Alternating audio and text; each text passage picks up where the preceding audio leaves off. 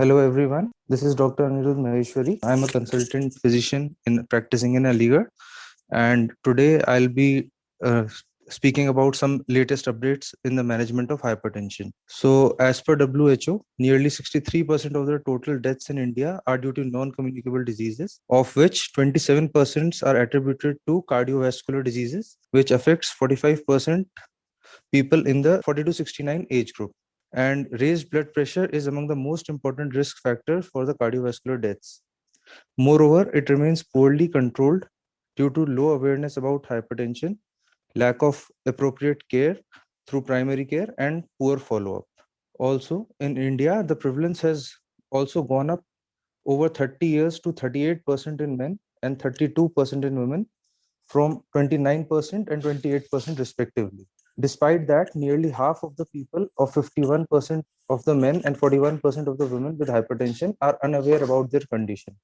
Additionally, over 62% of the men and more than 53% of the women living with hypertension do not get proper treatment. And medication was used to control blood pressure in fewer than 1 in 5 men and 1 in 4 women with hypertension worldwide. This is according to the WHO Lancet Journal 2021. International Society of Hypertension has released the International Society Hypertension 2020 Global Hypertension Practice Guidelines. And according to this, the inclusion of optimal and essential treatment paradigms attempts to address the issues that result in the resource poor settings. So optimal care refers to evidence-based standards of care, whereas the essential standards refer to minimum standards of care to allow specifications of essential standards for care in low resource settings. AHA and ACC have released a scientific statement in 2021 offering new guidance for management of stage 1 hypertension among patients with low atherosclerotic cardiovascular risk diseases. So among these low risk adults with stage 1 hypertension, that is systolic BP between 130 to 139 and diastolic between 80 to 89 mm of mercury, management starts with pharmacological therapy. If blood pressure remains uncontrolled at 3 to 6 months, then only consider starting pharmacological therapy. Also, in these times with COVID infections rampant, ARDS is a potentially fatal lung condition involving severe lung damage. So a recent study which has appeared in the Journal of American College of Cardiology reports that metoprolol can reduce lung inflammation and improve respiratory function in people with severe ARDS induced from COVID-19 infections. Lowering systolic blood pressure targets have been target systolic blood pressure between 110 and 130 mm of Hg substantially reduces CV risk adverse events in the STEP randomized trial, affirming the sprint findings of an older Chinese population study. Among some 8,500 patients aged between 60 to 80 in China, the intensive target trimmed 26% of the composite CV risk. Findings from now a second major trial supporting a lower target could unite these guidelines.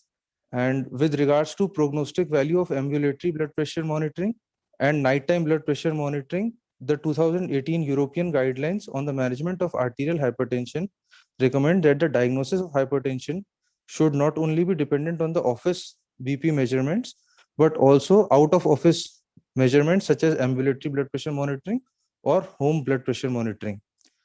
24 hours and nighttime blood pressure measurements were associated with greater risk of mortality and a composite of CV risk outcomes. Thus, they may be considered as the most relevant measurements for estimating CV risk. For every 20 by 10 mm Hg increment of blood pressure at night, the risk of mortality is increased by 23% and the risk of cardiovascular events is increased by 36%. So, the most patients with hypertension require lifelong medical treatment to achieve optimal BP control.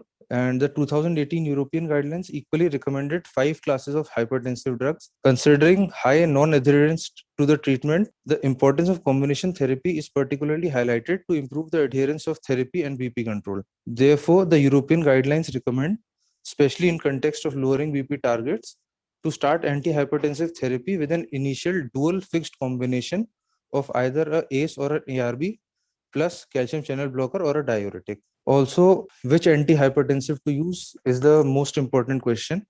So since in early July 2018, products containing valsartan, there was a risk of detection of a known carcinogen named nitrosodimethylamine, which can be found in candesartan, irbesartan, losartan, olmesartan, and valsartan.